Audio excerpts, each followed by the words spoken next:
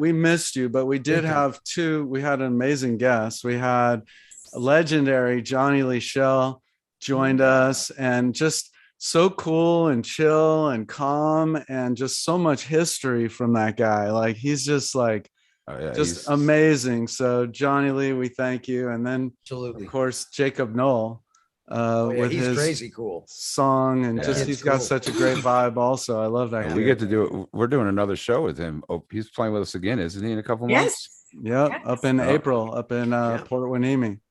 Sweet. So yeah, what else is going on? Like, what's going on, guys? We and girls. To get back to work, you know, I've got Jane's Addiction shows in South America coming.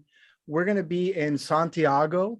We're going to be in Sao Paulo. We're going to be in a couple other spots with the Foo Fighters, and it's going to be cool. So I'm warming up. Wow. Practicing every day, and I'm excited to get out there and make some noise with my boys. That's awesome. All right. So you got that's going to be awesome. That's going to be great. The Foo Fighters gave you that shout out that Jane's Addiction needs to be Taylor, you know, in the Rock and Roll Hall of Fame.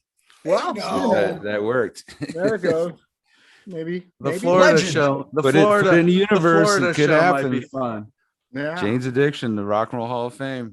And then, you know, we're playing, Think is playing LA soon. And Kenny, you're coming back. You're back, and you go back. Every time you leave LA, it feels deflated. And then it's too cold here. It's so cold in the D. You know, I come back to Michigan, it's like, whoo, I'm ready to be back out there. So when are those shows? What's the dates on the Think shows? So we got I guess this month we've got February 25th and 26th, right? Yeah, right? We got that. We've actually got quite a roster coming up of kind of cool things coming up. Then we got South by Southwest coming up the 11th through the 14th. We'll be down there at the Think Elevate Lounge. We're going to have a great time. It's going to be rocking 4 days, 3 floors, music going on. We're bringing NFTs and technology. We're going to be doing live minting on the spot. We got conferences going on. So that's going to be a crazy cool thing. And then that leads up to NFT LA, which is the first conference going. It's kind of cool. We got Mark Cuban and a bunch of folks, great people going to be doing that conference. And then we're doing our Think whole night where we've got the 3 nights at the Dome. And on the 29th, we're doing our full Dome show tied to minting and NFTing. And it's going to be a crazy ride. So we've got those are fun. Big fun. Yeah, that night is going to be insane. March 29th. It is going to be the craziest stuff happening. So super excited about that. Yeah, so if anybody wants the discount code to come to the conference, just text me in my. Exactly. What discount code? Wait, what discount code? No discount code. I have a discount code if you want to come to the conference. So Norwood, you had a good night at the Mint the other night. Well, talk about that. That was fun. Yeah, we had a full like kind of late last minute booking, but it turned out amazing. And it was actually good to go to. I hadn't been to the Mint, you know, like and performed for sure in such a long time, like in COVID time. But yeah, we had these kids reject your reality. Like the drummer Perkins, you missed it. He's 13 and he's a beast. Wow. Eli. I love him. You be like, okay, there's the future. Like, he was badass. They were badass kids. How do they do that? How do those kids do that? There's like come up with that little kid, the bass player. Too. Yeah. Oh my God. I mean, where is this coming from, man? He's thinking beyond me. Like, but yeah. And then Biebs did a set, and then I did a full Trulio Disgracia show, and you know, like the transitions were amazing because Biebs got up there and moved the crowd, rocked them, and I got a short little clip. Let's check it out. It's not the best. When was this? How come I wasn't there? Here it is. Check this out. Getting your surgery.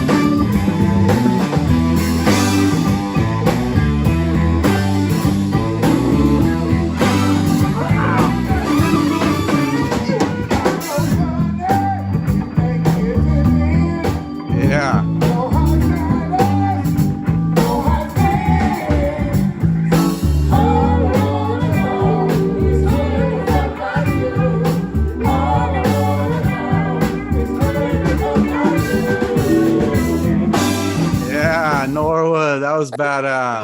Norwood. Norwood, I needed to be there. I love that. I played on that song. Bro. When do we put it? When's that coming out? That It song? actually came out. The record label dropped the ball, but that's a whole nother story. But did you see the keyboard player's hat? Yeah. Yeah. Pharcyde, baby. Chuck Boogie That's played. awesome. He played with the Pharcyde. Oh wow. Oh, I Or didn't he know that. maybe still does. We got he's We have to find out. Well, today, I carry the Yeah. Pharcyde with me everywhere I go. Wow. Norwood, I want to say you guys sounded great that night. It was last night or the night before, whenever it was. Sounded great. Like it was fun. It was just a great vibe in there. And yes, those kids, holy crap. Like those kids blew me away. They were like, Wait, when on was it. this? Last night? Reality. 2 nights 2 ago. nights ago. Yeah. Oh, So the band's name is Reject Your Reality. Yes. I remember Norwood. I remember how Um, long of a version did you guys do that? Because I remember when we recorded that and we started doing it, It was and I was like, about 15 minutes into the song, I was still laying down guitar tracks. I'll never forget when we did NAMM show and we said, "Oh yeah, Trulio's going to come," and there's like 40 people. It was like the biggest. Like that the whole song. stage. How It's like long is massive. the final recording we did, Norwood, of that? It's 10 minutes. It's actually 10 10 minutes. minutes. The one thing you never have to It's- worry it's about with kinda short. Trulio is an empty house. That's for sure. Oh no, it's always full when they come, no matter what. no. I remember that. I was there. It was like, whoa, there's a lot of people on that stage. There's a lot of people. Yeah, exactly. I like So- hurting cats. You like Yeah, hurting cats. You know what's so cool about your band, man? If you took all their instruments away and just gave them cowbells and shakers, It'd still be badass. Yeah. it would it's still like- sound like Juliet Spaces. Right. Yeah. That's the coolest thing because the people have personalities and everybody gives everybody space. exactly. And there's like a puzzle. There's a crazy puzzle and everyone fits. And if you don't fit, you change your arms and you make it fit.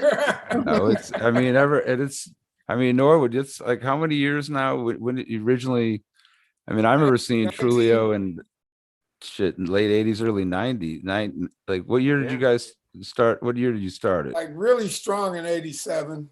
Wow. And by '89, I think what was the years 89 it of was the? on fire. That's when we were doing a thing at Club Lingerie and shit. Yeah. And it was I know, I Trulio love that it. brought us all together, right? Because that's how I Yeah. met Norwood. And Yeah. then from Norwood, he called me up to do the Floyd thing. And that's where Perkins came in. And then Dave was saying, he said, "Oh yeah, Yeah. he goes, You want to what get was it? high? You talked about, what was it? Dead as Jazz as dead. or Jazz whatever. is dead. You should do Jazz is Jazz dead, and is we talked. pink.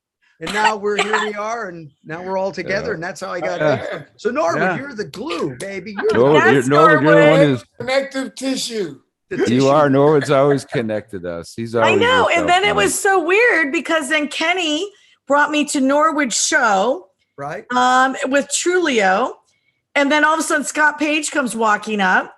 Yeah. And Scott and I had just met at this other thing. And it was just so crazy. It Wait, was Norwood crazy. and Scott, you guys met at the Mint when Norwood, you were doing your album and he came and played, right? I played a couple gigs with them, like over at, I forget, some of those other clubs. We did some Trulio. I Yeah. sat in. I was Got there it, and I got sat in, and that's how we became kind of friends. And then that was Yeah. it. Scott was just showing up all over LA. Trulio play, and Scott would come in with a set. I'm like, fuck yeah. Come on. I remember. Well, Let me play. I remember Flea was doing that. Chili Peppers were playing in Detroit, and it was in the '80s. And Flea actually told me, goes, one of my favorite bass players on the planet is Norwood Fisher, and you need to go down when you go back out to LA because I was getting ready to move back out there. He goes, you need to go meet him. And my drummer Scott Garrett, because Chad Smith got the gig with the Peppers. Scott was playing with Norwood, and I was like, perfect. I remember I'm going up and hanging out. And the rest is history. I know. Listen, And we got it. We need to bring in our guests because we have this amazing show. Ooh, Yeah, I this is mean, gonna be a good one. you want to get high? That's what he said. yeah. Sorry, I didn't mean to interrupt the get high part. I did not mean to interrupt that. Let's But go literally, we have an amazing show tonight. So we need to get them in here because we're so honored. It's the Pharcyde, formerly of the Pharcyde, Imani, SlimKid3, and FatLip. We have a special musical guest that we're going to bring in later. We'll talk about her, Chloe Cicoria. But here, welcome Imani, SlimKid3, and FatLip They're They're coming connected. in.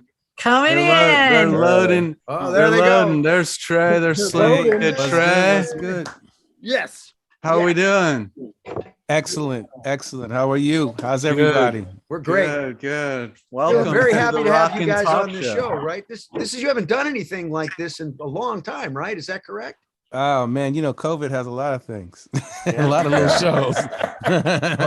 We had no choice. That's true, No. man. So I this guys know. could've- Yeah, well, no. So go ahead and introduce. Let's see. Tell our audience who you are. my name is SlimKid3 from the Pharcyde, formerly of the Pharcyde. And Love that. And down in the bottom box, we have Derek, or AKA FatLip. He'll be coming in, and Mystery Imani, What up? Phantasmagorical.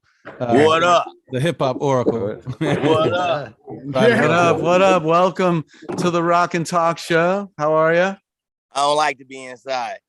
Hey, don't blame you. Inside. Yeah.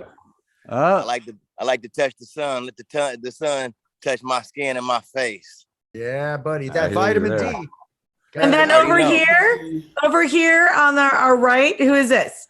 Who me? Right here? Yes, you. Oh, I go by the name of FatLip. FatLip, formerly of the Pharcyde. How's everybody doing today? Yeah. Good.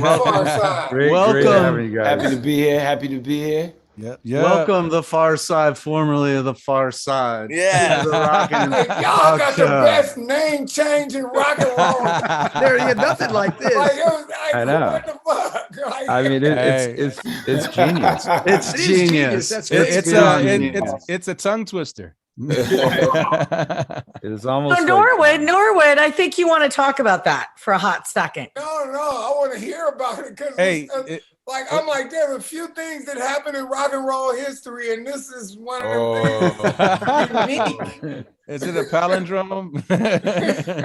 Well, what does it say? That the mother of necessity is the mother of invention. That's right. So Yeah. you know, we all in the business, and you know how it goes in the legal. After the love is gone, you know, the legal, everybody's trying, you know. So it kind of came out of that to where we actually had to think of a new name for the group, you know. You know, sometimes when a problem shows up, the remedy, if you The problem and the remedy shows you up the get the same remedy day. out of it, man.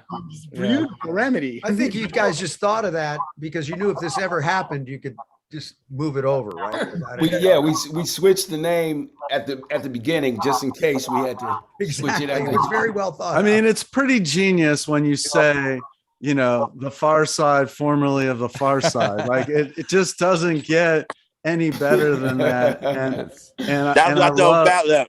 if that's an accident, it's the greatest accident ever. know. If you guys like thought that, it's just good job on that. No, that was great. And then what is it? There is something interesting about it though, because FAR, there's three of you. Yes. Right? And then so tell me about that, because I heard a really interesting story, but you guys should tell it. Which part? Which The FAR and the PHAR.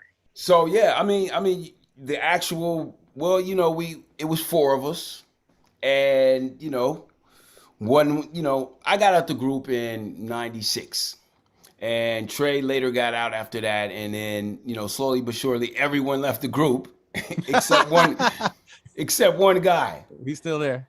And he's still there, and he kind of let's just say he Our licensed. side is Imani, Booty Brown, FatLip, and SlimKid3.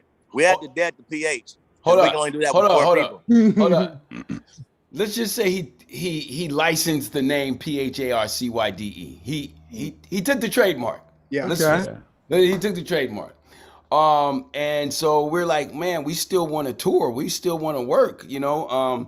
And we called him up. We tried to, you know, get him to, you know, come have fun with us again. And, you know, he just chose not to, you know what I mean? And that's respect to his decision not to want to get back into the circus of showbiz, you know, because it could be wild.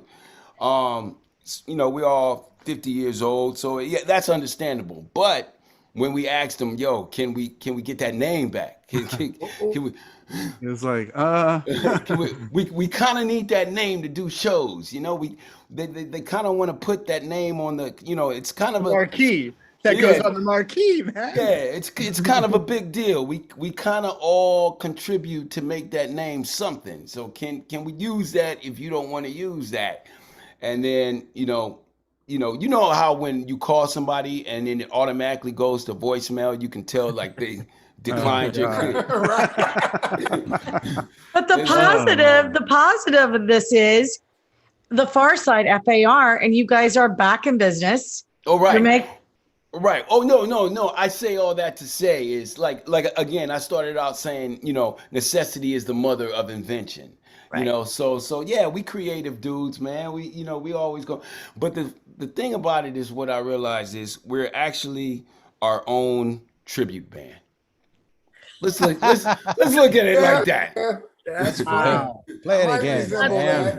You gotta love everything you guys have done is timeless, though. You know, thank you. Passed me by. That's my jam. I remember every time I hear, even when I, being a guitar player in Hendrix, every time I hear, are you experienced? I also think of the scratch in the beginning of that song. And then first time I remember when you guys put that out, it just took me on that journey through the whole song. And I was just like, that's like my soundtrack, dude. I'm just like, I mean, back when I remember that song first came out, I mean, your stuff is timeless, and can only imagine how amazing the new stuff that you guys are about to put out, which I'm very excited to hear. Thank you.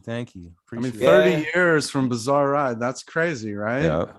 It went by really fast. 30 years. Blink. It proves time's an illusion, right? That's the point. We blink and how did that happen? Like, how about a little history? Like, where'd you guys first meet? I mean, you guys have such a charisma together that doesn't just happen. That's a special thing. How young were you when you met? And give us a little history of how that all happened. We met at a Fishbone concert. No, I believe it. That's very believable. Yeah. Oh man. Well, we were I went to El Camino College. I went to Inglewood High School, and then I graduated and went to El Camino College, and I hung out with a few friends, Trey James, James Rabb, and we and Kai Mackey, and we used to, hang out. Actually, we used to be in the dance scene. And in the dance scene, there was a guy named Imani, and he was like, kicking ass and taking names when it came to dancing. So, we would hang out with him, and we all became fast friends and stuff like that, and went to Imani's high school graduation at Narbonne High School, baby. And so, long story short, I was hanging out with Robert Tillis. And Robert Tillis introduced me to Jay Swift because his girlfriend was Jay Swift's sister. Okay.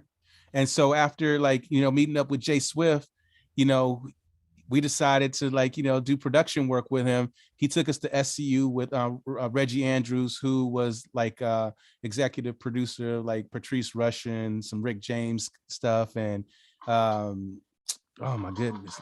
Let It Whip was what was it, the Daz band? He was in the Daz band, right? So we were there, at SCU under his, he was like our mentor and teacher, and so when we were kind of making music and doing our, we would do a lot of our training there for our dance. We would dance in videos, and one day, Jammer D came over to visit us one night. You remember that night, Lip?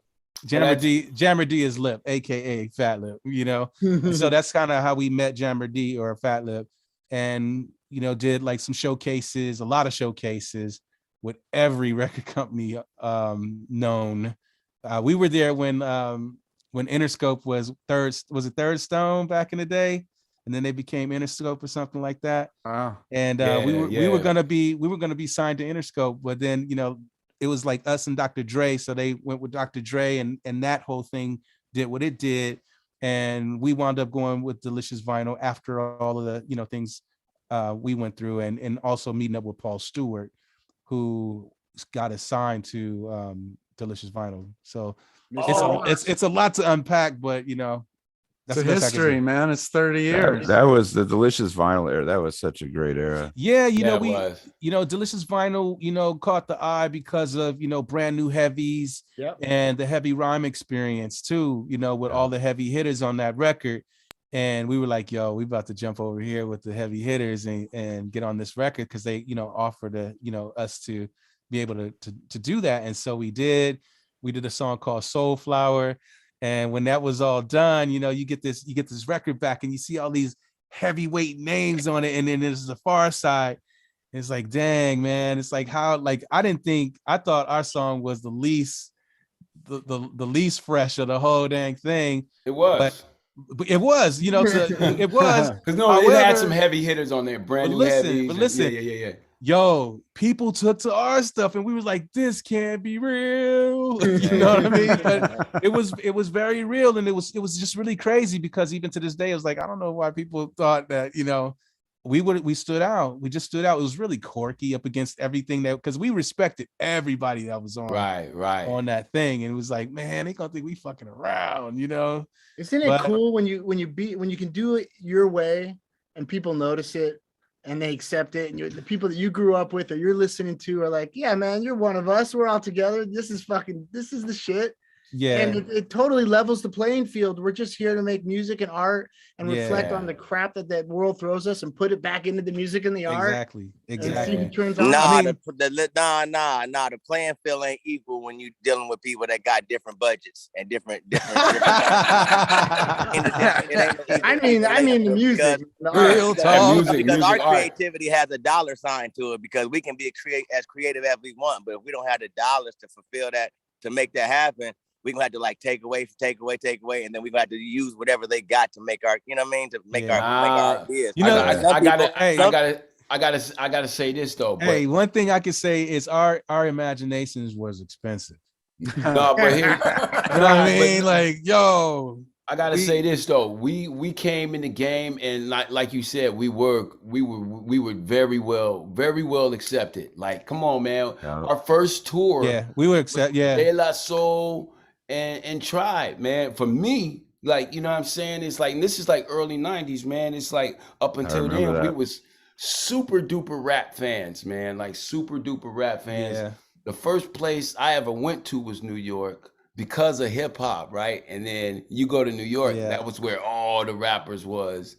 And we was running into all the rappers. Everybody. And we kind of didn't realize like how they really because in New York it's like either they love you or they hate you. Either they love you or they punching you off the fucking stage. Yeah, that song was cool. Well, right. Well, right. Wasn't it a big controversy in the hip hop community at that time? Yeah, you would get knocked. You would get punched off the stage. Well, that was more in the Death Row era with like the serious East Coast West Coast beef type of thing. Okay. From our when we started. I gotta say, man, Pharcyde and like Ice Cube is kind of one of the, correct me if I'm wrong, kind of one of the first West Coast artists to really get that love on the East Coast back then. Like, correct me if I'm wrong. No, it's very true. It's very true. And like, and even in Detroit too. Yeah. And the whole Detroit scene. And I remember when you guys, when I was, when I was with Kid Rock and we first started back in like the mid 90s, and like that, even Detroit, you guys were like, that was like a major impact. New York too. Ice-T might have got some love because he was. I think so too. Yeah. Oh yeah. Yeah, my bad. Yeah. Yes. That was, Well, Dale the Funky Homo Sapien came out before us. He knocked down all the doors with all that shit because he was freestyling. Yeah. He was a whole new breed of MC that niggas had never seen before. Dale definitely was like, he grandfathered us in. We just correcting you if you wrong. Yeah. But you know what I mean. But it was come on. You remember? Hey, when did the DOC? When did the DOC come out? Because he was getting love in New York. Oh, he was getting love too. I feel like I'm just. NWA was getting love. NWA was getting love in New York. I'm saying, but like, I feel like the defining, it was turning. It was turning, right? It was turning. Yeah, I know what you mean. It was turning around that time. But I feel like, as far as I remember, the defining moment was Ice Cube at the Apollo.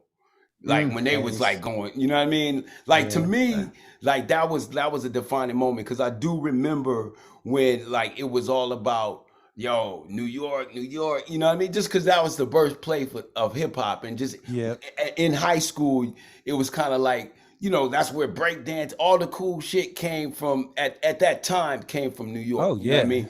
Bomber jackets and classic. Fat laces and stuff like that. Puma you know? suits. Come on. Yeah. Well, no, absolutely.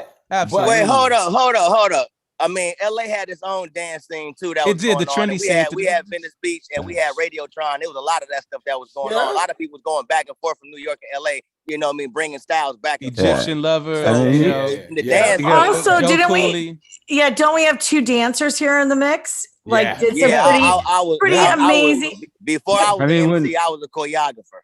And I was a dancer. And that's how I made my money. Yeah. We used to dance behind everybody pretty much. You know what I mean? That's how we used to eat, honestly. Right. You know what I mean? Wow. So yeah, tell us who you danced with, because it's pretty impressive. Oh, Imani, you want to start? You want to set it? Amani left.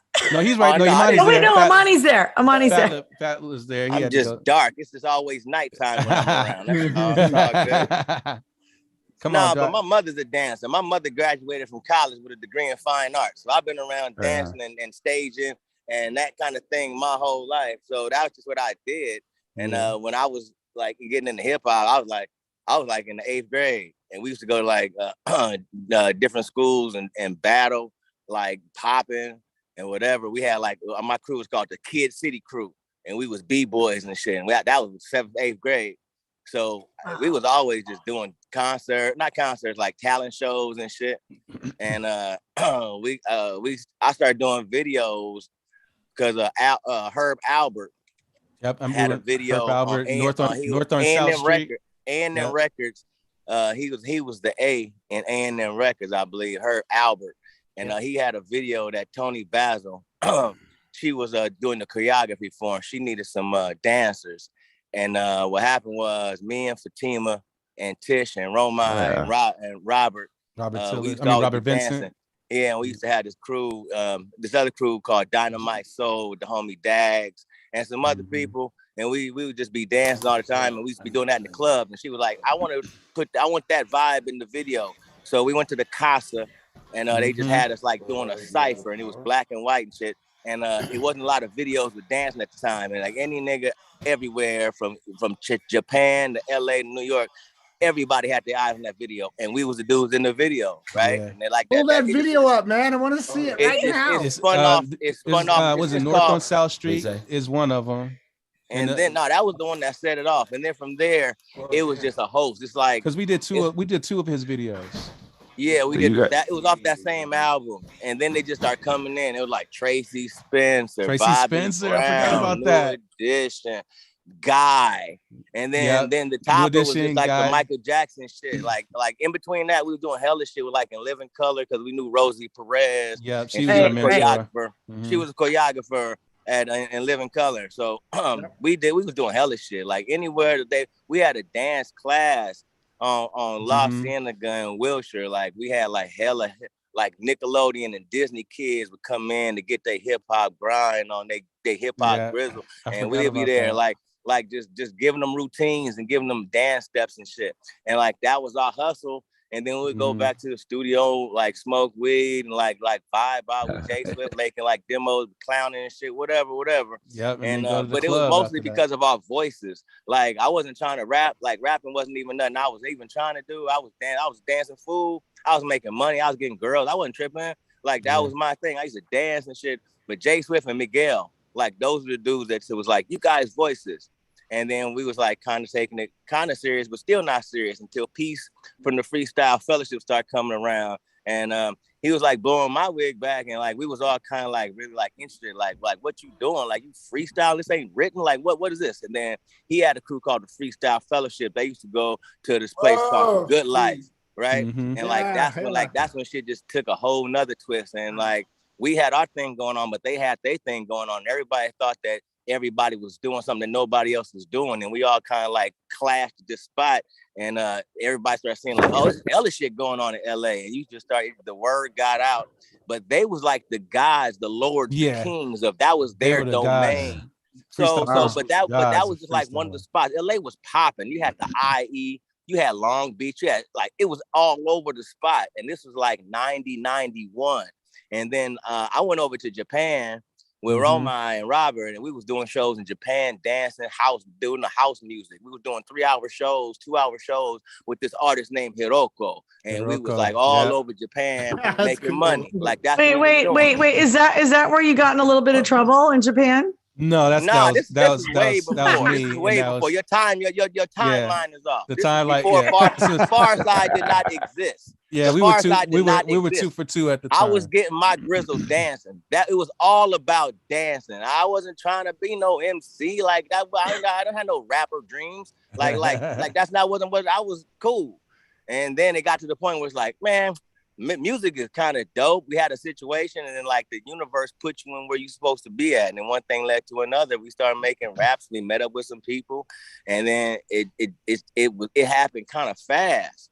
And then it was like, we got to pump the brakes. Like this shit happened. You know what I mean? You start getting real serious and shit with some shit, and then things start happening, and you're not really prepared because you don't know what to expect. You know what I mean? You see shit, but you don't really know nothing. So we was in there like green as hell, wet behind the ears. I was only like 20. I wasn't even 21. And I learned a hell of shit. Like you got to grow up real fast. Yeah. Like we got new friends. How old? The music. How old were you when you worked with Fatima? How old were you? Man, dude. Nah, I didn't work with Fatima. Fatima was a little homegirl that used to work with us. Like I wasn't working with Fatima. Like I know you mentioned that now. earlier. She hella big. Respect to Fatima Robinson. Yeah. But we was grizzly. That was what we did. They came around with like vibing with us. Like she bounced off and did bigger and better things. Props to her. She's amazing. We was in our own world doing our own thing. Well, here's the thing. Here's the thing. You guys have done. Sorry, guys. My battery went out, but I'm back. Okay, no worries. So no worries. But let's talk about. You guys had a big announcement today. What is a huge announcement, right? Yesterday, actually. Let me know. No, today's Thursday. What'd I do? It's your tour. It's the tour. Oh yeah, we got a big tour coming up. So excited! Come on. We're excited. We're excited. We're excited. We're excited. Yeah, so talk about this. To be on stage and like just being with the people. Like people are excited. We excited. We're excited. We're super excited. I mean, honestly, it's really good to like. We've been away from the energy of it for so long that when it pulls back together, for me, it's like it's kind of like is it real? You know, is it real? Dang, this is really happening. Dang, this is really cool. No, I think we grown now too, and things that we put things. Yeah, there's a lot of things. There's definitely a lot of things, but definitely happy for the like the energy just calls for itself. It just really does. And I don't know, you know what, you might know what I'm talking about. You know what I mean? Because like the Fishbone energy, I'm sure it calls for y'all to, you know what I mean? And it just pulls y'all back. Whether y'all want to be. I'm listening to you, feeling it because yes. Because wait, I'm gonna say this: heartbeat props. All y'all alive, whether natural causes or otherwise. Yes, sir. Alive. I say that all the time. Like, that part. Let's start there. We're all alive. We're all alive. And you know what though? Hip hop is alive too. Hip hop is alive. Hip hop is alive and well too. That's what was the impetus that like what was the catalyst moment that the Pharcyde, formerly the Pharcyde, are back together again? When did that I would say Imani sparked it off by just, calling us to be like, yo, all of that stuff in the past is BS, and we need to get this together. If it ain't all four of us, then we shouldn't be doing it. And I got sick of doing their verses. I started missing them because I was doing their verses. Like whenever I did shows and shit, and it just got stupid to me. And I was like, these niggas is alive and shit. And it just wasn't feeling right no more. And I had been recording hella music. Like I told you, I wasn't trying to be no rapper, right? So I had to learn how to be an MC. Like just like the dancing, the second nature, rapping wasn't second nature for me. After it became second nature for me to make music and make songs, I was like, it's not right for me to be doing these niggas songs. These niggas need to be here. These my brothers. They need to be here. These people deserve to have these niggas on the stage. And I was over it. And that chapter was just closed for me. And I was like, if I'm gonna do this music, these niggas gonna be on stage with me doing it, or I'm gonna be on stage doing some other shit. Yeah. And that's it right there. And I love that. And it brought it to reality. I tell you, it was like the best phone call that I could receive. Is just first off, just to hear, you know, the magic in his voice, because we was friends, we was homeboys before all this Pharcyde stuff, man. So it was just like, for me, I was like happy just to have my Imani back. You know what I mean? Like my homie, you know. And then we everything took it slow, man. We was just like chilling. We, you know, call and text every day or whatever. And me and Lip, we've always been doing stuff, the Fat and Slim show or Bazaar Ride, and, you know, just things like that, you know, going to Colombia and Chile and just had to learn how to be professional, man. We had to learn how to be professional. That was a part of it for me, because you let emotions get the best of you and shit, and you be like, keep it real and all that shit. Yeah. And it's like, we fathers now. We've had time to like really grow up and mature and really like appreciate. You know what I mean? Sometimes like being away from shit, you can appreciate it more. And like everybody and their mama told us about how great like we are, how great the Pharcyde is, how great the music is. And I was like, this stupid, dog. I'm giving the people for this. I ain't getting 30 years in this shit and not like gonna celebrate this shit. This is a celebration. Looking at all three of you, just looking at you right here on the screens, you can can literally like see your excitement about being back together and doing this. Like I can actually vibe it through the screen just by looking at you guys. Exactly. Except we can't we can't see Imani that well though. Yeah, you that's the point. It's the vibe. You're supposed to catch the vibe. You've got that really. You're supposed to ride the waves of the vibe. Pearly whites, baby. You want to see the pearly whites? There you are. There you are. Come on. We need to see that beautiful face. Hi. Okay. Look at that shine. I got a question. I got a question about your album cover. Like what like that looks like Southern California for sure. Which one? Oh, you talking about the roller coaster? The roller coaster. Roller coaster. So what was the inspiration for that? I think I love that. Like the Delicious Vinyl, I always say like Delicious Vinyl was there wouldn't have been a Bazaar Ride album without Delicious Vinyl. Yeah. Everyone that was working at that label at the time contributed their like excitement and energy to everything that was going on. You know, they had a lot of like, you know, the people in the art department were, you know, like a lot of people from France and all of these different flavors. And so wait, hold up. He said the album cover. We know what he said. Yeah. He's explaining. Sorry. Let him explain. The album's on Delicious. No, the album cover is Slick and Dan from Front Graphics. But all right. I was gonna get to that. Hold on. I was gonna get to that. Why we got Slick. Okay. Right, go ahead. Roma is the reason we got Slick, because Roma knows Slick. Okay. Okay. And he brought Slick to the table, and Slick had a situation called Fuck Graphics, and they came up with a whole bunch of different ideas. They came up and they poked our brains. We got ideas. We shot ideas back and forth to them. They gave us our ideas. They came with some way crazy shit that was too far for us. It was just right. And then back and forth, and then they came up with that shit, and that was like, that is it. Pretty bad. Look, we said at the table. I honestly didn't like it at first, because that wasn't when they said animation, I thought it was gonna make me look cuter. And come on, you're already cute. You're way too cute already. Animation. But you know what I mean? Like animation. I was like, oh, cool. It'll be like a like a Mickey Mouse version of FatLip. Great.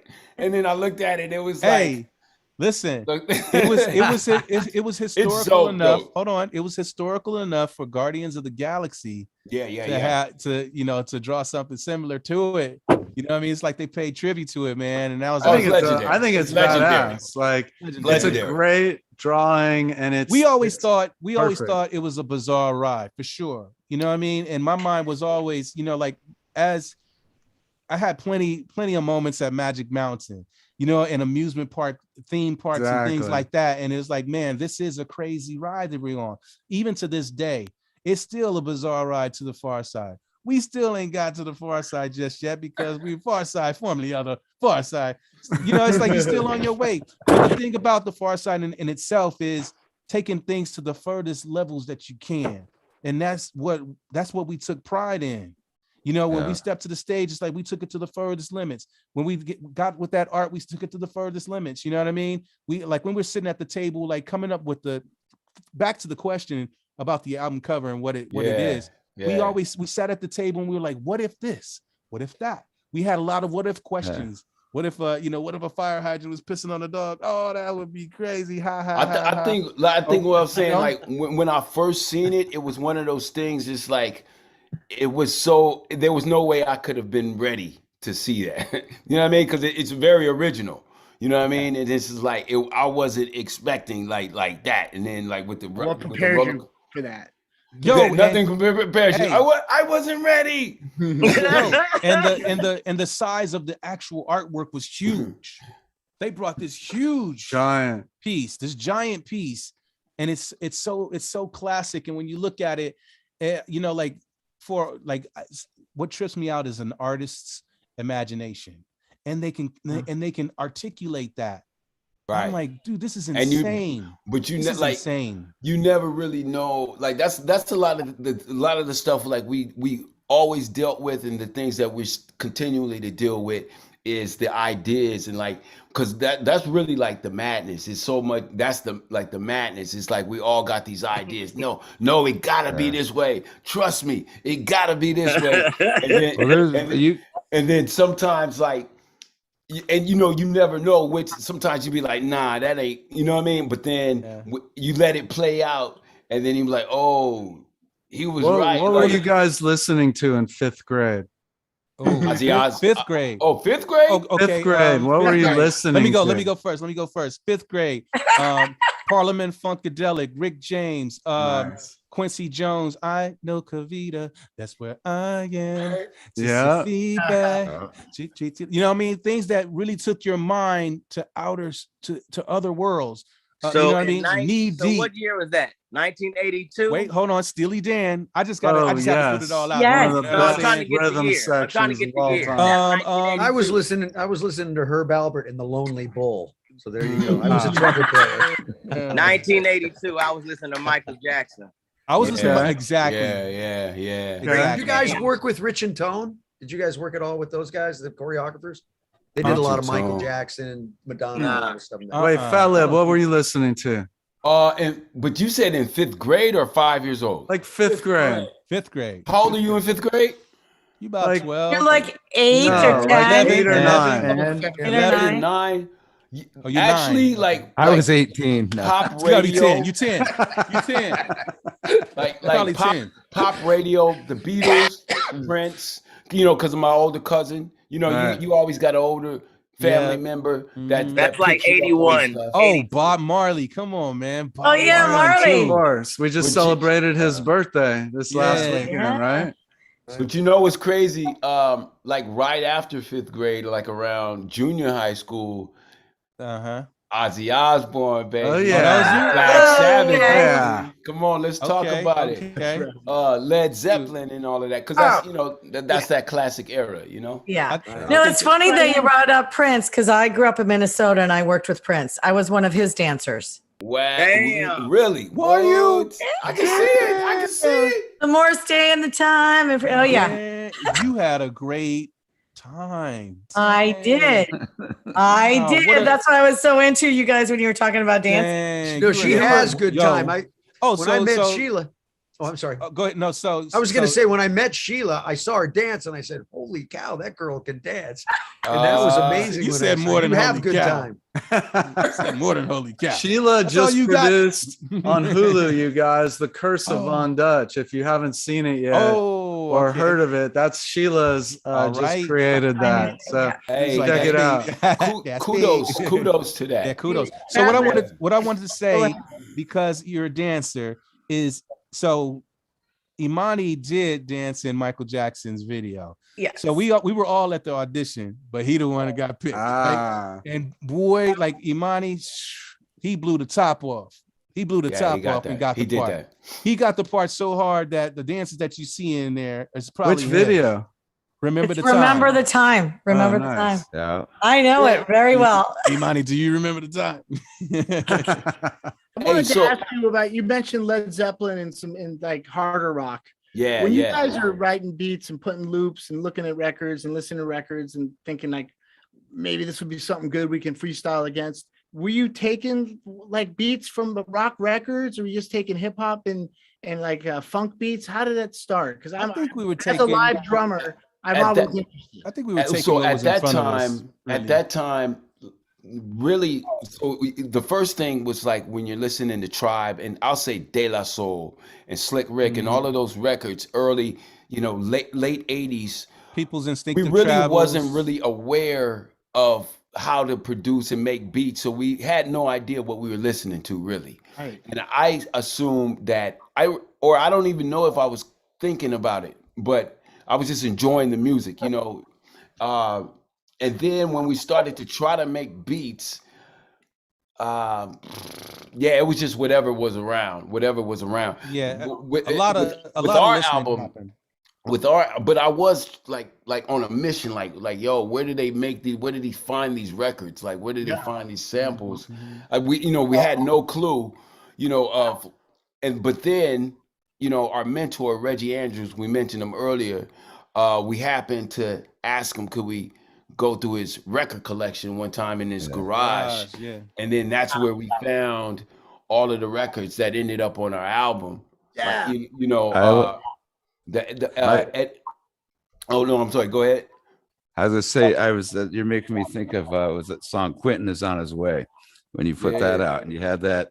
And when you started talking about going to the old albums and the jazz thing, because that was my era too. Like I grew up on we're all the same age group, and like I remember when you guys did that, because that's even when Kid Rock and I were first working together and putting all the music stuff, and that was one of those. And that was on. I remember when that album came out. It was just so much cool stuff on it. I mean, that was. I feel like that was the best part of that era, is like discovering. I can't say rediscover, but discovering music just that was created before we were born. Because you tend to, like, when you're in your 20s, to think that you're the coolest thing that ever existed, and then you look at this album cover from this music that you're listening to that's the coolest shit that you ever heard, and you looking at this album cover and like, yo, these dudes on here, they pretty cool. Like this came out in '63.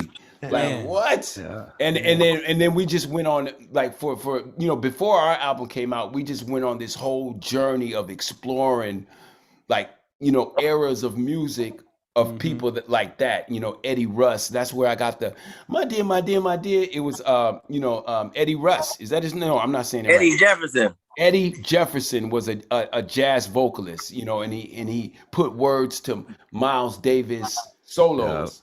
Scatting pretty much. And that's where, we discovered all of that. Like, that was the period, even before we had a record deal. That's what was like. It was so much fun. Thank you, man. Taking out we had our old. What a time to be alive. I remember when, like, we had an old real 808. We weren't doing the fake stuff, and just taking real instruments. I'd be doing a guitar thing. I'd go to a garage store and see some like accordion that played out of tune, but like, hey, this would be cool if we put it in the spot. And I'll do a funky riff here, but a spaghetti western, just do whatever. It's like finding all those different ingredients that's poured into us and making art out of it, just like you guys' artwork that goes along with your music, because you got a lot of surrealism. Like we were talking about that earlier, like the West Coast, East Coast thing, but like you guys, like the Beasties, like Hurricane, I've worked together many times through the years, and just Jam Master Jay, I work, we would just cram everything and just experiment with that. And you guys are one of the pioneers of that era that did that. And that's really what drew me in right off the bat. But I have to, like, speaking of the Beasties, I hear there's a wacky story. What is that all about? Imani, remember that we had an interview with oh my goodness, at Mike D's house. Mike D. Grand Royal magazine. And Spike Jones. Spike Jones was there, right? He was the photographer for this thing. Big Brother magazine, I think, or something like. No, I Nah, think it it's was Grand called Royal. Grand Royal It's Grand magazine. Royal. Oh, Grand Royal. What Okay. you Yeah, the remember? Beastie Boys What you had a remember, magazine. Imani? Magazine. Yeah. What you remember, Imani? What I remember, we was there. We was, you know, Sitting by the pool. we was just listening to the record that hadn't came out yet, and Spike Jones was listening to the beats and shit. And he was like, "Yo, y'all ever do a drop came on?" He was like, "Yo, y'all ever do a song for this?" A video for this song. He's like, "Yeah, I got a video. I got an idea for this." Like, he didn't even hear the song that long. He just like, it was just kind of playing in the background and shit. And I guess something struck him, and he had an idea and shit. And when the time came around to do the video, we linked up with him, and he just had this whole idea. Oh my God. Because, you know, the cool thing about him is he's like, yo, like the cool thing about us is we were down for weird ideas. And so he was like, yo, we're going to do this video. He's like, I would like to do this video with you guys. We're going to shoot it, and we're going to play everything backwards. And you're going to learn the words backwards. It's pretty badass. Do the movements backwards. So we're going to have to probably practice a lot to like get it nice and tight. And we're going to shoot it and then reverse everything. And we were like, oh yeah, we want to do that. He's like, because the last thing we did was Pass Me By, and we were upside down. You know, our world was upside down, and the rest of the world was right side up. You know what I mean? So that was that. And so to do things in reverse like this and actually learn the words with a linguist to come in and teach us everything. It was like learning a new language and everything. And to teach us this, that was just the next. We had to do it. We had to do it. It was like a challenge that we had to like push for. It was like, yeah, we got to do that. Yeah, it came off pretty cool. It came off pretty cool. Came off great. It came off pretty cool. Always say we needed one more day. We needed one more day, and it would have been seamless because we were learning a new language. Yeah. You know what I mean? Well, to me, you know, that was cool. Yeah, it was super cool, super cool.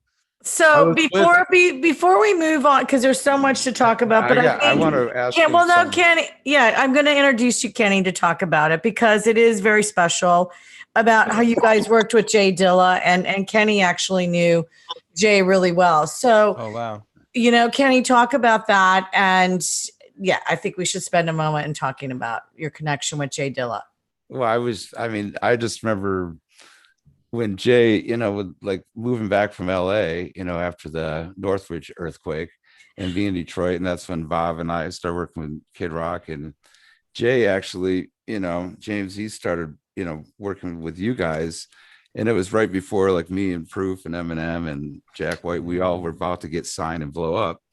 And I remember, you know, Jay, you know, is always just the real deal, and his beautiful soul he's a beautiful soul with a maestro. He was he just out of like being this like just out of nowhere. Like I remember him working with you guys and was just blowing up with all this geniusness. And I just wanted to kind of have you guys take us down memory lane a little bit with that, because you know, it was the starting point was when we went to New York to work on Labcabin, California, and you know, we were afforded the trip to go work with all of our favorite hip hop producers, Q-Tip being one of them. 6 months. Yeah. Diamond D.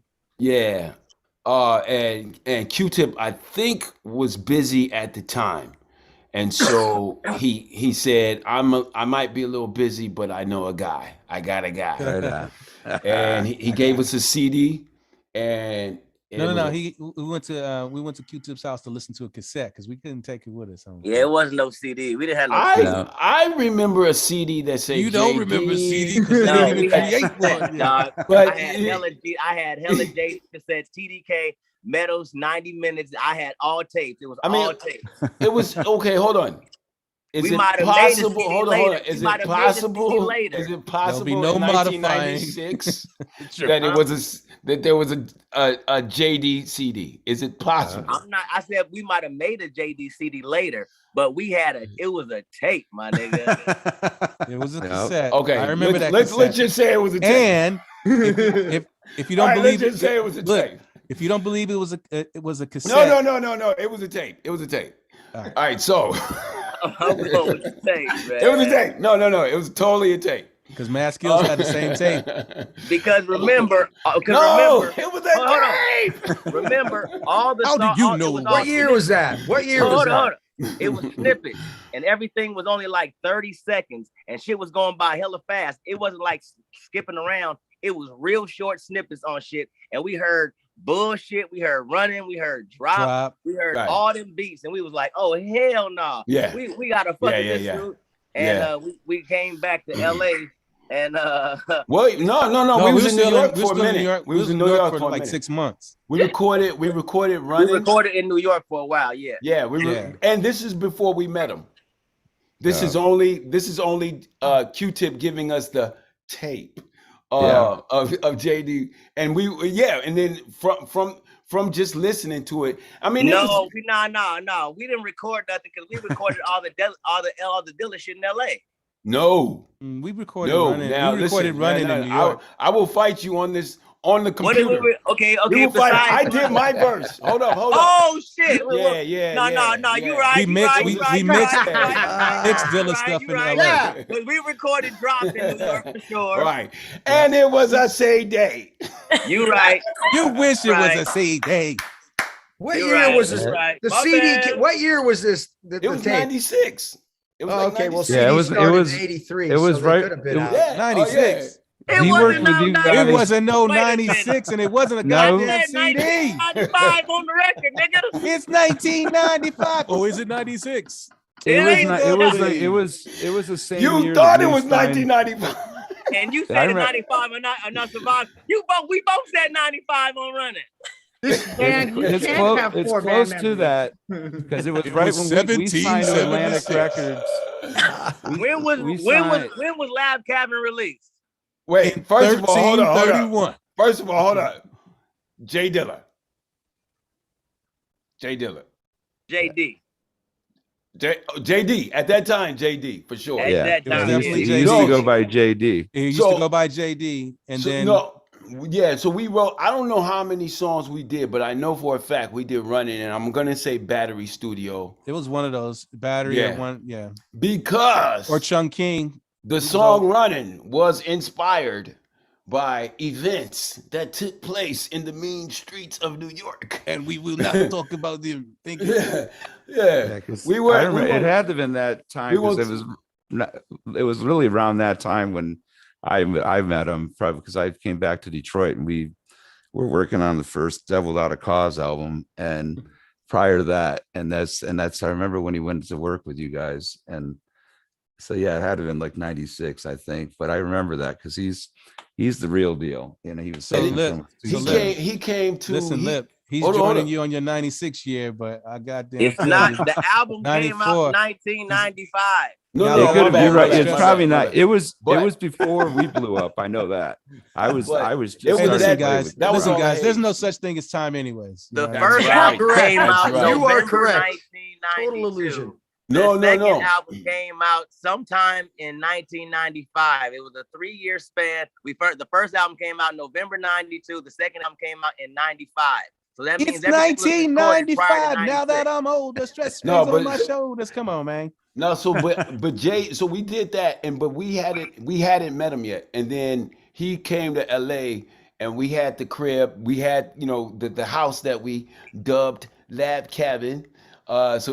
I don't think he stayed at Labcabin, did he? No. He came through. He came through, but he didn't stay.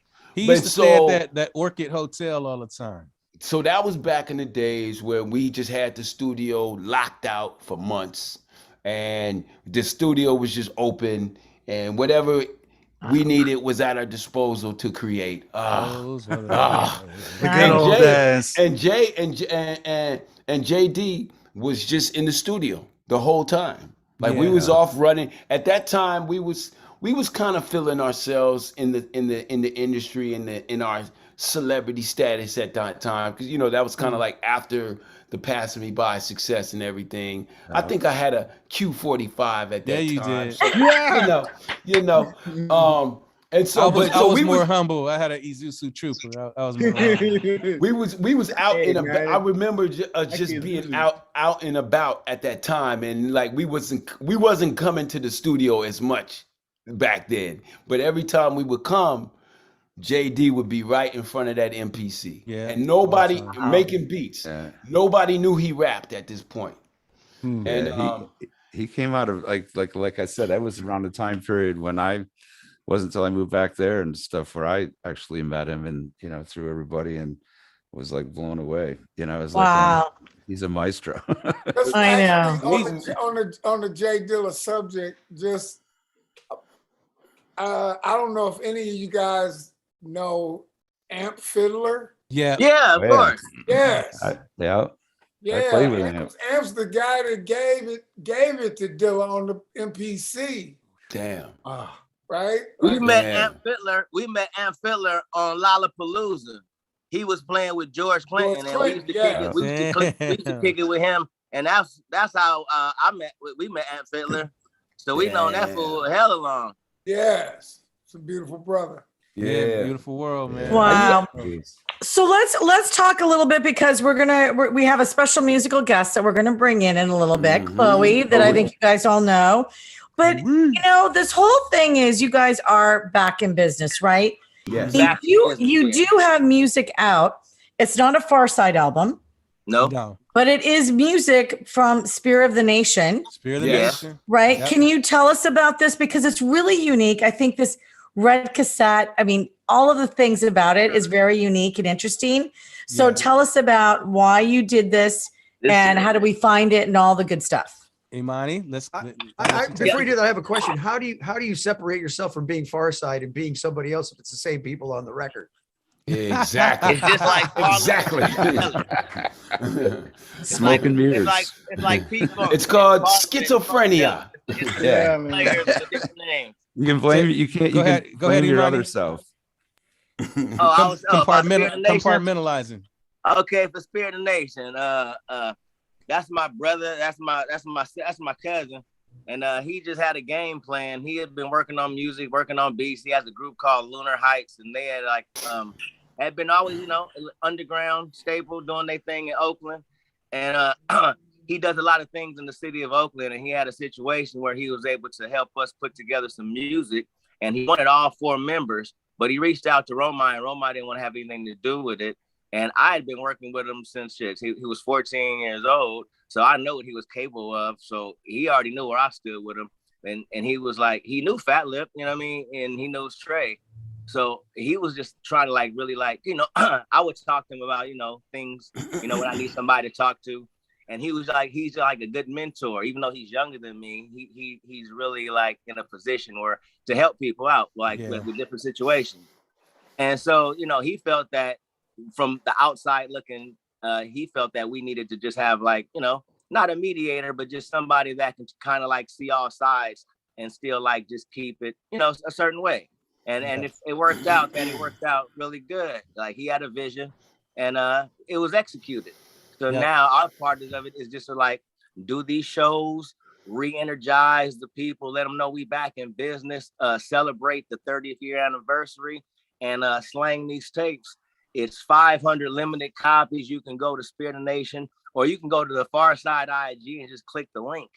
And the whole thing is you're going to get an experience with us. You come to the shows, we're going to have a little area for the people.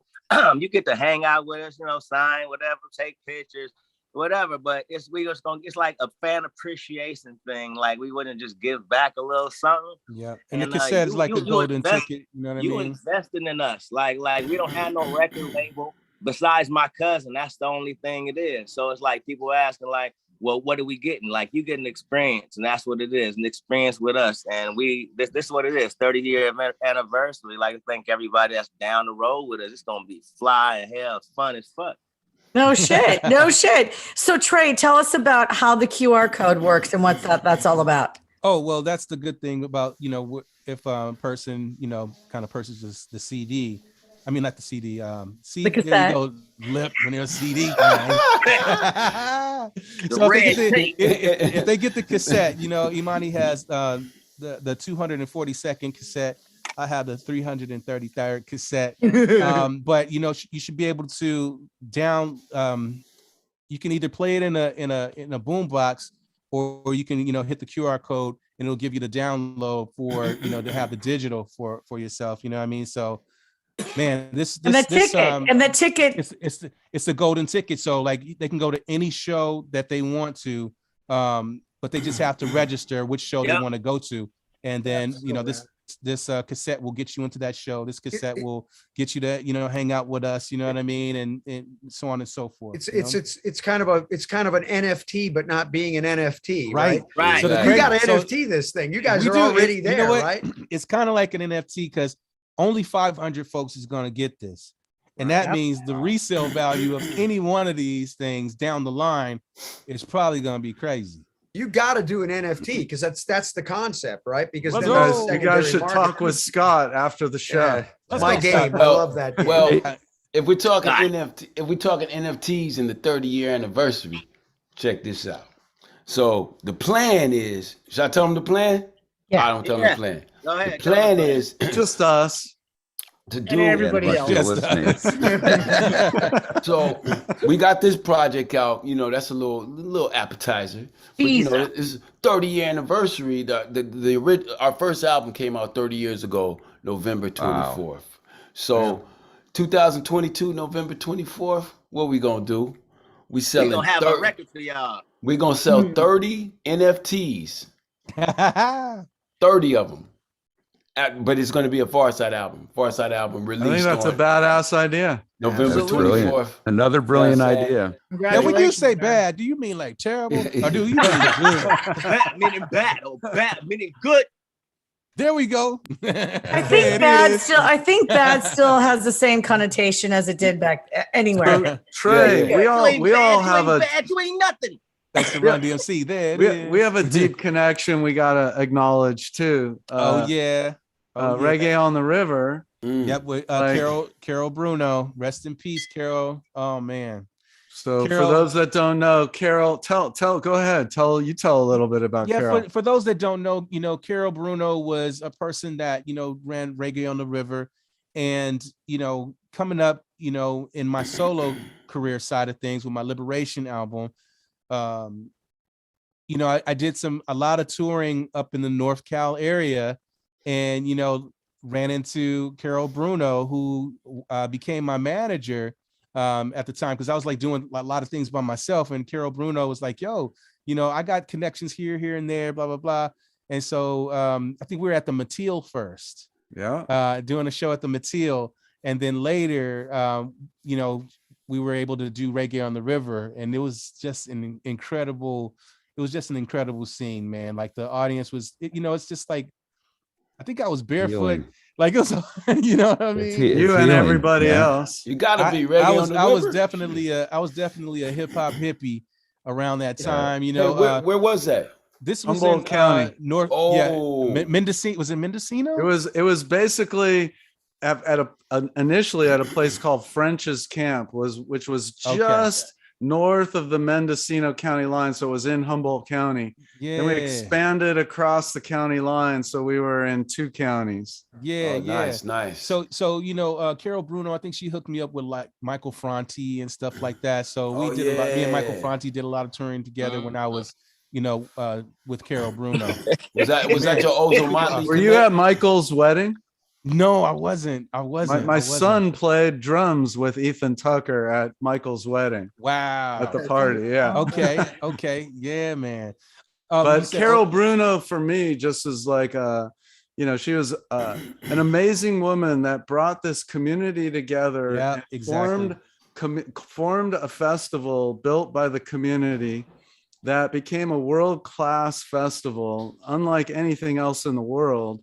And Carol was my partner. Like Carol changed my life. Carol, she definitely changed. We did lots of shows together and brought me into Reggae on the River, and literally might not be sitting here having this conversation with all you lovely people. Oh my gosh. If it wasn't for Carol Bruno, maybe. Wow. I mean, she basically showed us how healthy it is to have your community involved with whatever you're doing. Like the Reggae on the River fueled like so many people's lives, from the side vendors and everything, but it was all bringing everybody, it was like one love, like all the rivers led to this one sea of people that were like, just, it was legit love and pure love.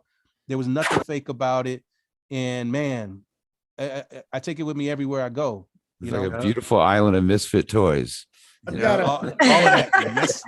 I know. I gotta take Well, one wait a- moment real Oh. quick before you.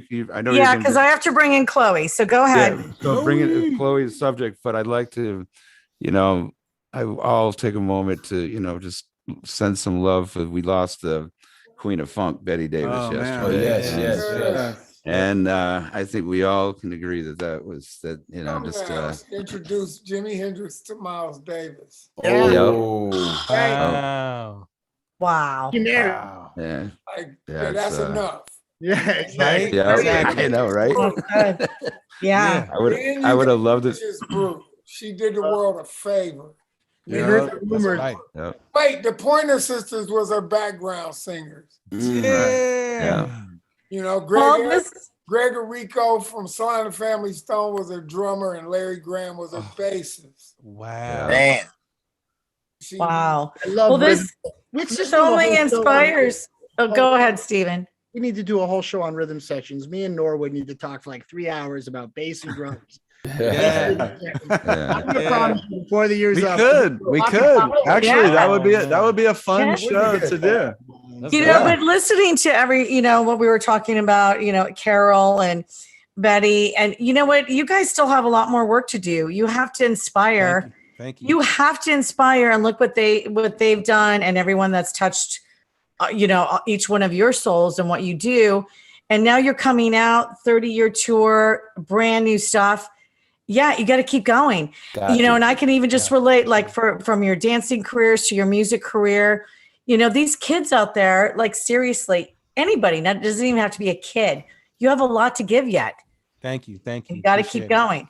And And we're gonna true, give a shout true. out to our DJ Ability that's gonna be DJ rocking with us on this. Yeah. yes, tour. yes, and I'm sorry. I think he was joining in at one point, and we didn't get him in time. Booted him out. Okay. I did.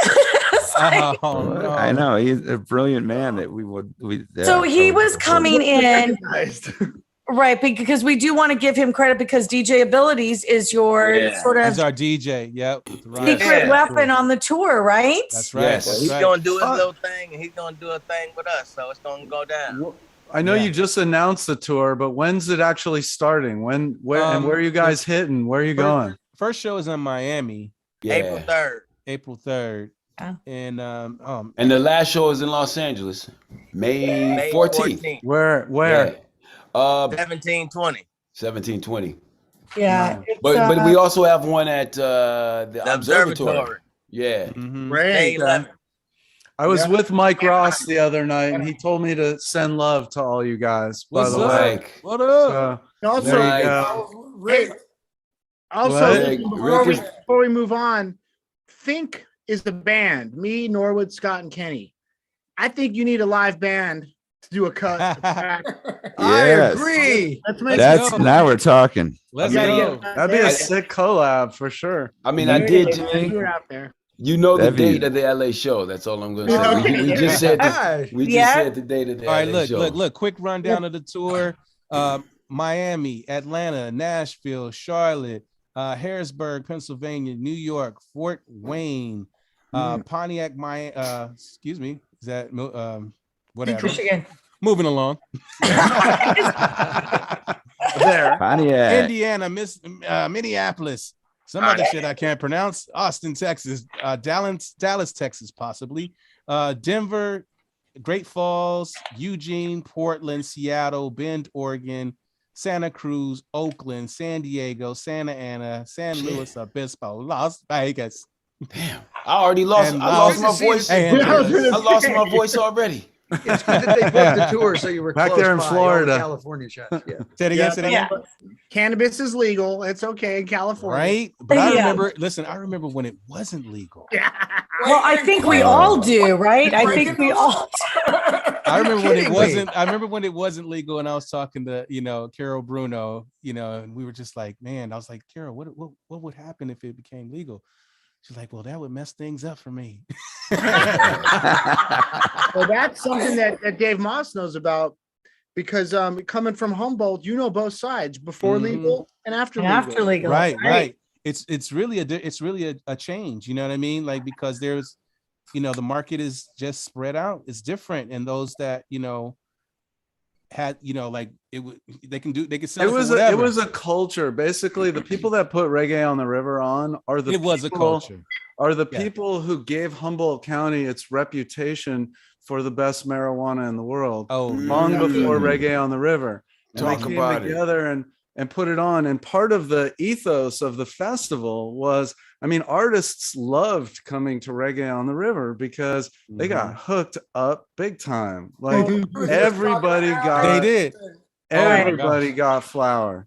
I literally remember like a trash barrel filled with we had a whole volunteer crew that was dedicated to hospitality. Yeah, that's right. Ambiance coordination. We're just trying to make sure everybody have a great time. And we're not talking. I got one. Hospitality. Hey, there you go. Oh, that's a bad joke. Good. Use it at least once. Use it at least once. Okay, guys, we're going to continue. We're going to continue this on, but I want to introduce, we need to bring her in. I want to introduce singer, songwriter, producer, Chloe Cicoria. And she is going to perform a song on her new album called Gypsy Girl album. So here is Chloe. Hey, Chloe, welcome to the Rock and Talk Show and the Pharcyde, formerly of the Pharcyde, joining us tonight. We're so happy to be here. Oh, it's great. How are you? I'm doing well. I'm doing good. We're having a blast. We're having too much fun. I'm sitting outside on my back porch trying to be quiet, but I hear my own voice. I hate when I hear my own voice. Thank you for being here with us. This is a do we mute our computers so she can do Yes, we will. We're going to ask. We're going to ask Chloe a little bit about the song she's going to sing for us, and a little bit about how she got to Venice, California.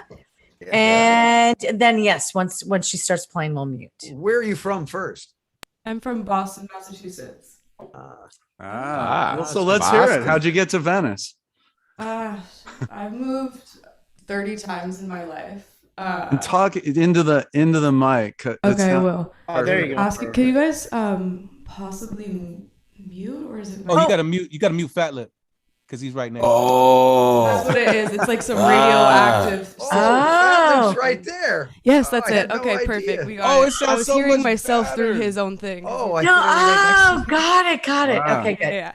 Okay. So I was born in Boston, Massachusetts, and when I was 16, I just always loved music. I started playing and writing music when I was 11, and then performing and all that when I was 14. And I always just wanted to live in California. I just thought it was the place to be, and I didn't really have much roots or attachment to my hometown. I was I want to leave. I'm down. And my dad was oh no, you're too young. I'm not letting you. And then I was okay, well, what if I get accepted into this boarding art school that has a songwriting department, and it's called Idlewild, and it's up on this mountaintop near Palm Springs, super, super random location. So I got a full scholarship. I go there. He lets me go. Wow. He lets me move. Yeah. So I did that for about a year, but then I wanted to be more in the scene a little bit, just not up in the cold on a mountain. So I moved to Ojai, California, and I was there for Ojai? Yeah, but honey, that's not the scene. Ojai is not the scene. I just ended up, I don't know. I just ended up there. Pleasant. It's pleasant. I'm actually so happy I did. It's such a different atmosphere than Boston, Massachusetts, just in every single way. But the people there are just differently. Everyone's spiritually connected, and I wrote some of the best music I've ever wrote in my life in that town. Yeah. There's a great guitar player from London, England. His name's Daniel Ash. He was in Bauhaus and Love and Rockets and Tones on Tail. He moved to Ojai, and he is so happy there. And he came from dark, cold London making Gothic music. And now he's in a spot where cactus and And coyotes go running Totally. around. It's beautiful. Yeah, Uh-huh. it's kind of like a new trendy area. Like a lot of the people that were born and raised there are like, God damn, like it's Yeah, not, yeah. No, it's not gotta the be. same. It's like, Yeah. yeah, all that's going on over there. But Oh no, I know it's beautiful. I have friends that it live is, up there. it's- Oh, yeah. I Yeah. know it's so. It really is really pretty. So tell us about the song you're gonna sing. So Talk About Me was one of the first songs I ever wrote that I was like, okay, I like this. This feels like me. I want to produce it. So I just wrote on my guitar, and my good friend and longtime producer, his name's John Glass. He lives in Boston. I flew back to Boston home, and we did it together. Talk About Me, I think, is kind of about like, like I have a dream to be a musician, and I lead an unorthodox kind of lifestyle, and a lot of people can kind of hate on you and disagree that I just like didn't take the normal path, but I'm never that way. I'll never be that way. So it's kind of like about, I don't know, the pursuit of that. It can be lonely, but as an artist, I feel like, that's always like my light at the end of the tunnel is to succeed, or it's music. If everything's bad is going on around me, like music is the one thing that like I live for, truly, like in bad situations and all that. Awesome. It chose you. You don't choose music. It chose Yeah. you, and you are now the Yeah. vessel. That's all you can do. Yeah, it's crazy. It really is crazy. So my whole Okay. album, Gypsy Girl, is kind of like based on the premise of that, like just moving everywhere, having no roots. But I moved to Venice 6 months ago on a whim with my older sister, and it's just been a whirlwind ever since, and like just everything. But I Nice. really love it. I'm like, wow, this is like one of the first places I like really, really see myself staying here for a bit. So Well, Nice. good. Well, It's got some welcome. culture to it. thank you, Yes. thank you, thank you. Yes, welcome. And we just have to mention Chloe did come and hear our band Think X play at Wisdom. So she got to see us play, which Nice. was It was awesome. it was one of my favorite experiences I've had in LA so What? far. I thought it was Wow. so amazing. I thought it was so like just everything about it was unbelievable. I've been Well, thank you. Thank Yeah, you. thank And you we so much. cannot wait to hear you. So you are Yeah. on. Everybody mute. Yes. All right, here we go. And then don't forget to unmute when she's done, everybody. All right, Chloe, it's you. okay.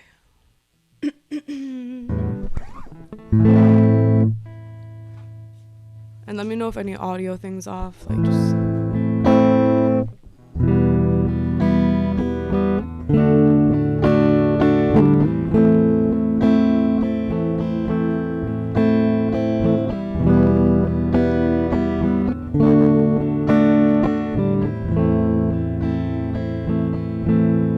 get in the car and I drive like I'm searching for something.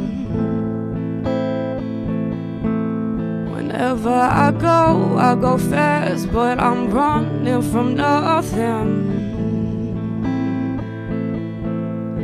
Nothing but myself in this feeling I can't keep from coming. No, you can't change the tide or the seasons from coming.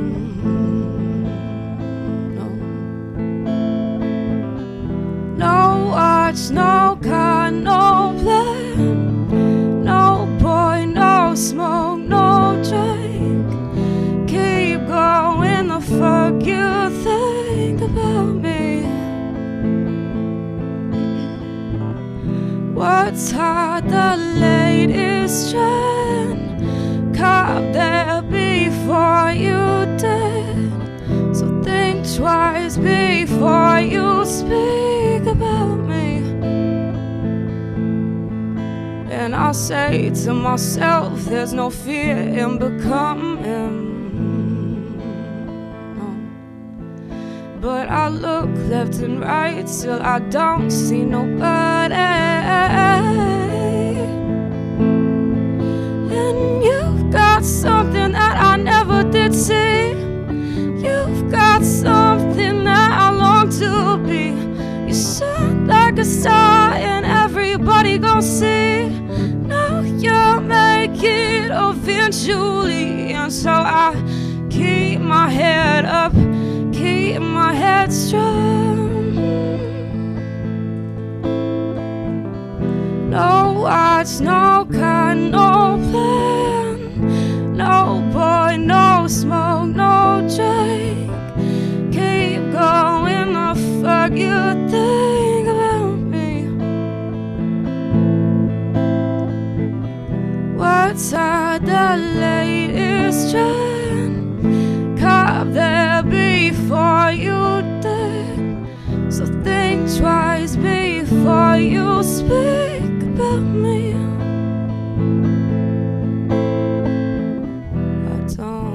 I don't give a fuck. I don't care at all. Talk all the shit you want. Break down my weakest flaws. Really couldn't care less what you're thinking of me. Don't think of you at all, so talk about me. Hey, keep talking about me. Ooh, I love when you talk about me. I'm gonna do my thing. I'm not phased at all. Don't care what you think. Just go on and talk. Yeah. Wow. Amazing. Thank you. Chloe. That was the sweetest. Nice. Yeah. Nice vocal tone. Nice Wow, I vocal love that tone. tone of your voice. Oh It's my great. god, what classic. an amazing The song little though. Very falsetto thing she soulful. does. Very soulful You and just- real. job, girl. You just awesome. took me on I was floating on it. Wow. Holy moly, Chloe. Very good. Very Trance. good. Awesome. Let's give it one big round of applause, Thank everyone. you guys. Thanks so much. Yes. Thank you so much Oh, for thank having Are you me. playing anywhere in LA? Killer Shrimp in Oh, Oh, yeah. Killer Shrimp.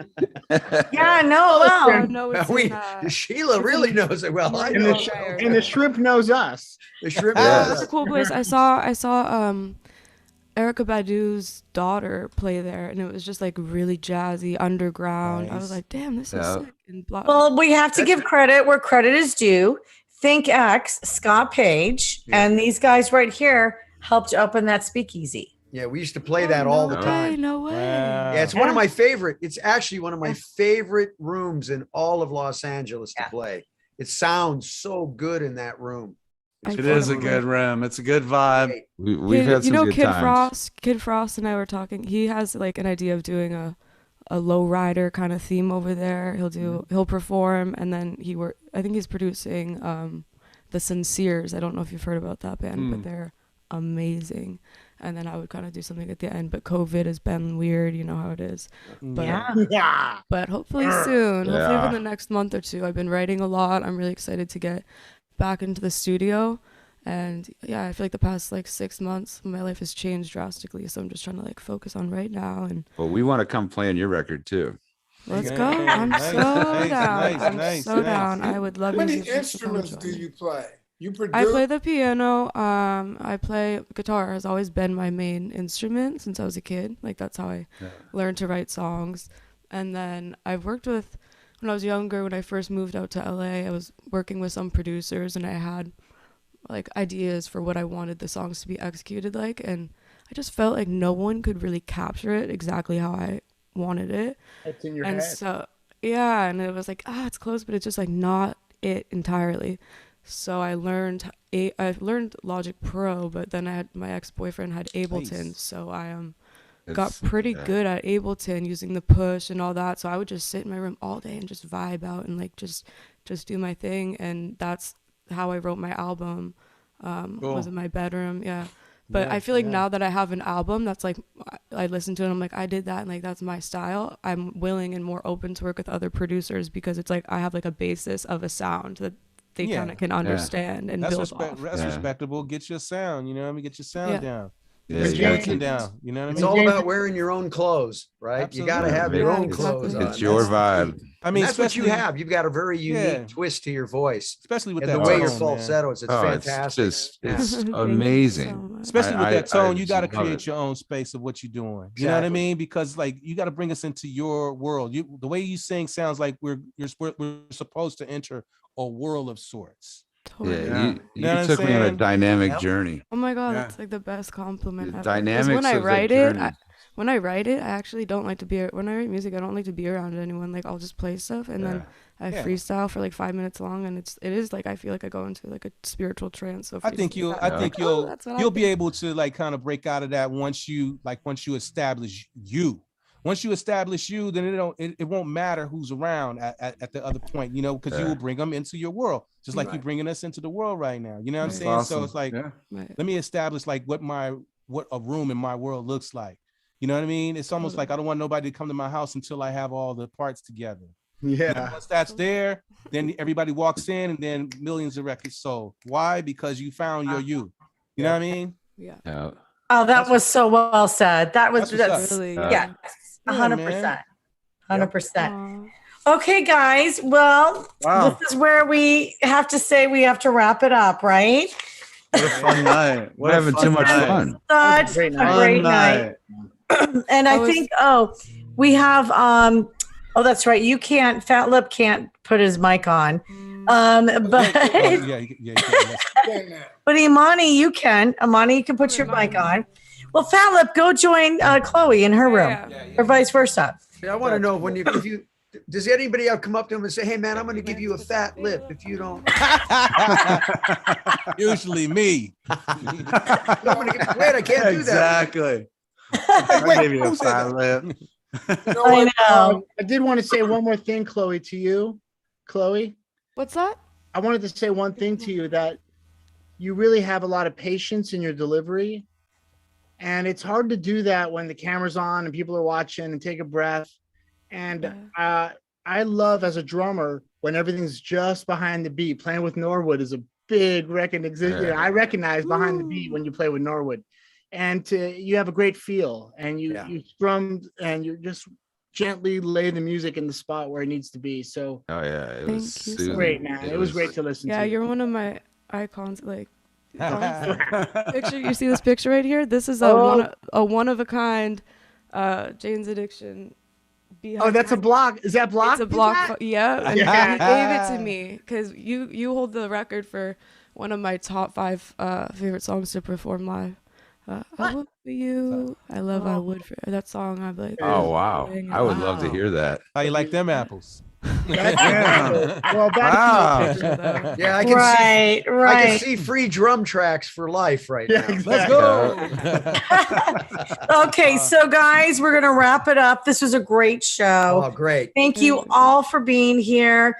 The Pharcyde, FAR side, Imani, FatLip, and SlimKid3, which I love. Thank you. And Chloe. Wow. Thank you so much. And we have to be a big shout out and thank you to Callista from the Pharcyde. She put together this amazing stuff and worked with our guy in the background, our assistant producer, Marco Montano, and Block on Chloe's side as well. And seriously, we were so excited about this show for our 2022, lineup, and a pleasure. And if you guys right now want to just talk about, we already know about the tour coming up, but anything else you want to talk about, I can give out your socials, or you can, and just let me know. On my IG, you can find me at SLIMKID with the number 3 at the end of it. I'm on IG all the time. Facebook, unfortunately, and getting ready for this tour. But one thing I wanted to say before I jump off of here, I had to, since Norwood's on here, man, what an inspiration him and his band was to me in my high school years. Because when you hear Pharcyde, it's got a little bit of Fishbone in it. It's got some B-52s in it. It's got some Cure in it. Like all of my crooning and energetic things. Like since he's here, man, I want to just honor him too. And let it be known. I did a song with Fish from Fishbone called Just Can't Hold. And it's on my Liberation record, and he played the drums. So just wanted to say that. Thank you, brethren. Yo, what? I can't sit here. I can't sit here like that. No, there was a time when I was going to see Public Enemy at the House of Blues, and one of y'all looked up and yelled at me and was like, said something about Fishbone and said LA hip hop. because y'all was at that show where we opened for Ice-T at the Mix Club or something like Wow. I remember UC Santa Barbara that. when man, oh my gosh, when Angelo climbed up all the speakers and stage dove from the top into a crowd, and I was like, I don't know if I could do that one. But we've seen some of, it's good to see people with amazing shows with lots of energy and like with no fucks. Lots of energy and no fucks is what we've seen from you guys, and that's exactly what we gave and what we give when we do our thing too. So big old honor for that.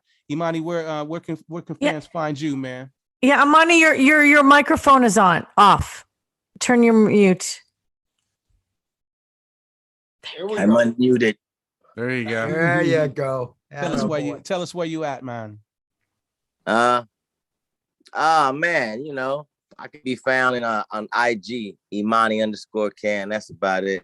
Imani Can. Check me out. Yeah. IMANI_CAN. Check me out. And then we got I Love FatLip. Yeah, I like how he did that. You know what I mean? I love FatLip at IG. You know what I'm saying? I'm on IG, but we got the tour coming up. We got a lot of stuff going on this year for the 30-year anniversary.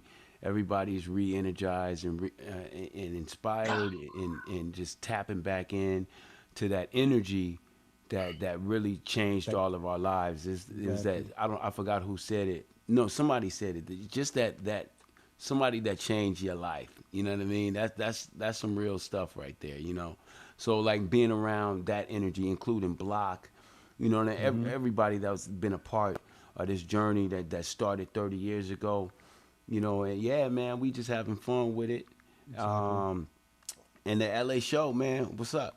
Y'all, we're gonna be there. We're gonna be there. We're all super stoked for you guys. Like we're excited to watch it play out. We're super stoked for you guys. It's exciting. People.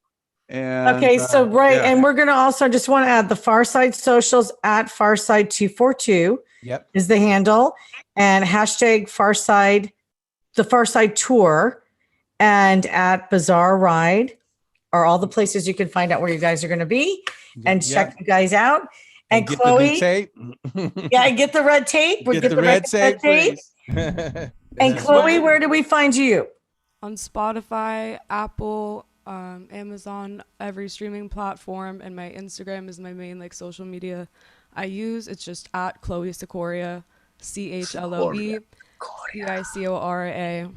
And I just wanted to say a special thank you to Imani, Trey, Derek for having me here, Khaleesi for letting me have this opportunity. Absolutely. Mark for guiding me throughout this whole thing. He's been super, super kind. And Scott Page, David Moss, Norwood, Kenny, Gregory.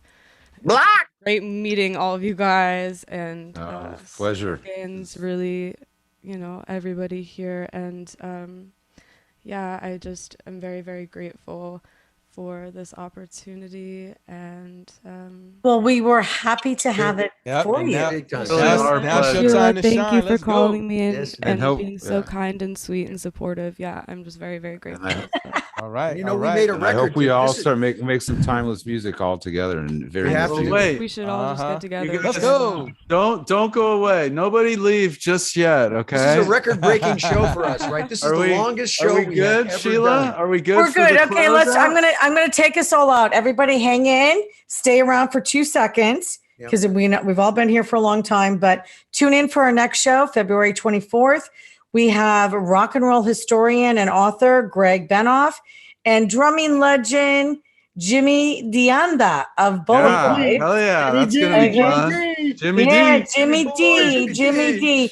And check us out on the Rock and Talk Show, Facebook, Twitter, Instagram, all of the above. And again, thank you guys so much. Hang in there. We'll see you in a few minutes. And don't forget the podcast platform. You already talked about it in the beginning. I know, but we gotta plug it again. You already talked about it. Don't leave. We already did it. See you next time on the Rock and Talk Show Beyond Backstage. with your hosts, Norwood Fisher, Kenny Olson, Scott Page, Stephen Perkins, Sheila Conlon, and David Moss. Executive producers, Sheila Conlon and David Moss. Producer and director, Eric Lloyd. Assistant producer and creative director, Mark Armentano. Editor, Graham Cooper. Theme music by ThinkX. Sponsors, IK Multimedia and Lewitt Microphones. Artist Relations, TPI Films. Special thanks to From the Earth, ThinkX, The Conlon Company, and Mac. Check us out on YouTube /The Rock and Talk Show, Facebook and Instagram at The Rock and Talk Show.